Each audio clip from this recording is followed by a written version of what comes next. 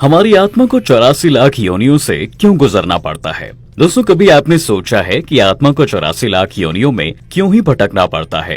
क्यों ये चक्र हमेशा से चलता आ रहा है? दरअसल 84 लाख योनियों के बारे में हमें पद्म पुराण के एक श्लोक में पढ़ने को मिलता है, जिसकी माने तो इन 84 लाख योनियों में 9 लाख जलचर यानी कि पानी में रहने वाले जीव जंतु, 30 लाख पशु, 20 लाख पेड़ पौधे, 11 लाख कीड़े, 10 पक्षी और वह 4 लाख मानव हैं। वहीं आपको बता दें कि ऐसा कहीं भी नहीं लिखा है कि एक इंसान को दोबारा मनुष्य जीवन नहीं मिलता या फिर 84 लाख योनियों के बाद ही वापस मनुष्य जीवन मिलता है। ये सारी चीजें हमारे कर्मों पर निर्भर करती हैं।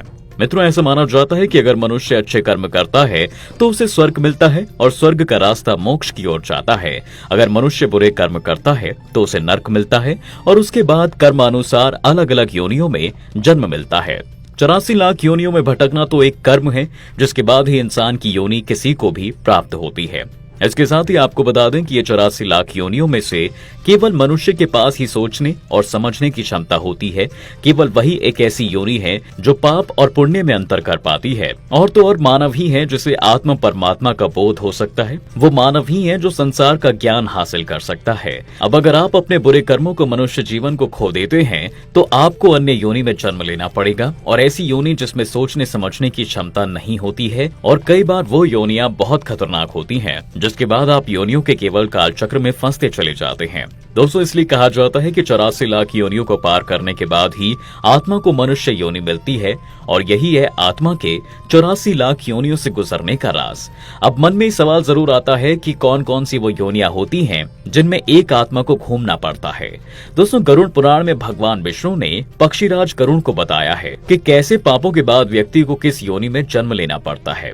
दरअसल सनातन धर्म में ब्राह्मण को भगवान के समान बताया गया है। शास्त्रों में भी साफ बताया गया है कि अगर कोई मनुष्य जानकर या भूल से किसी ब्राह्मण की हत्या कर देता है तो उसे ब्रह्म हत्या का पाप लगता है। यह महापाप माना जाता है। ऐसे काम में साथ देने वाले मनुष्य को भी कुंभीपाक नाम के नरक में यातनाएं सहनी पड़ती हैं। गरुड़ पुराण धर्मकांड के अध्याय 2 में बड़े ही विस्तार से बताया गया है कि जो पापी ब्राह्मण जैसे पूजनीय लोगों की हत्या करता है उन्हें मृग, अश्व और शुक्र और ऊंट की योनि में जन्म लेना पड़ता है।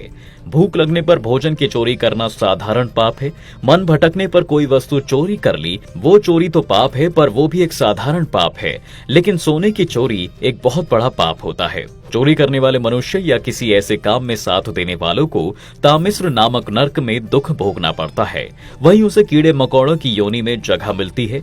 वहीं घर का सामान चुराने वाला गिद्ध की योनि में, और दूसरे का पैसा लूटने वाला अपस्मार रोग से ग्रस्त होता है। वहीं दोस्तों, जो आदमी अपनी धर्मपत्नी को छोड़ देता है वो अगले जन्म में गंडमाल नाम के महारोग से पीड़ित रहता है। और जो स्त्री के बल पर दुनिया में जी रहा होता है वह दूसरे जन्म में लंगड़ा पैदा होता है। गरुड़ पुराण के अनुसार दूसरे की पत्नी से संबंध रखने वाले व्यक्ति को घोर नरक में जगह मिलती है। फिर वहां उसे पहले भेड़िया, फिर कुत्ता, गिद्ध, सियार, सांप, कौवा और आखिर में बगुले की योनि प्राप्त होती है। इन सब जन्मों के पूरे होने के बाद ही उसे मनुष्य योनि मिलती है। शास्त्रों की माने तो देवताओं और पूर्वजों को खुश किए बिना मरने वाला इंसान 100 सालों तक कोए की योनि में जन्म लेता है। इसके बाद मुर्गा, फिर 1 महीने के लिए सांप की योनि में रहने के बाद उसके पापों का अंत होता है। तब जाकर वह मनुष्य के रूप में जन्म लेता है।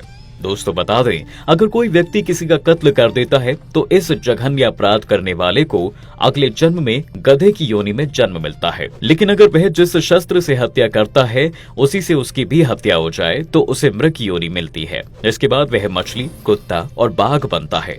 इन योनियों में जन्म लेकर आखिर में वो मनुष्य योनि में जन्म लेता है। मित्रों, कहते हैं कि जो इंसान अपनों से बड़ों का अपमान करते हैं उन्हें कौंच नामक के पक्षी के रूप में जन्म लेना पड़ता है। इतना ही नहीं, 10 सालों तक उसे इसी योनि में रहना होता है, फिर जाकर उसे मनुष्य योनि की प्राप्ति होती है। वहीं जो व्यक्ति किसी शस्त्र से किसी की जान लेता है उसे गधे की योनि में जन्म लेना पड़ता है। उसके बाद वह हिरण की योनि में जन्म लेता है। उसके बाद फिर उसकी हत्या भी किसी शस्त्र से ही होती है। फिर वह मछली, कुत्ता, बाघ और अंत में मनुष्य योनि को प्राप्त करता है। दोस्तों, जो व्यक्ति बिना किसी को दिए अकेले भोजन करता है वो अगले जन्म में संतानहीन रह जाता है। वहीं जो मनुष्य फल चुराता है और वो बंदर की योनि में जन्म जन्म लेता है। गरुड़ पुराण के अनुसार माता पिता या संतान को दुखी करने वाले लोगों की अगले जन्म में धरती पर जन्म लेने से पहले ही उनकी गर्भ में मृत्यु हो जाती है। वहीं जो लोग महिलाओं का शारीरिक शोषित करते हैं या उनका शोषण करवाते हैं, उन्हें अगले जन्म में भयंकर बीमारियों से पीड़ित होना पड़ता है। धार्मिक मान्यताओं के अनुसार किसी स्त्री की हत्या या उसका गर्भपात कराने वाले व्यक्ति को नर्क में दर्दनाक पीड़ाओं का सामना करना पड़ता है, जिसके बाद उसे चांडाल योनि में जन्म मिलता है। इसके साथ ही शादी में अड़ंगा पैदा करने वाले पापी मच्छर की योनि में जन्म लेता है। अगर उसे फिर से मनुष्य की योनि प्राप्त भी हो जाती है तो उसका होंठ कटा हुआ होता है।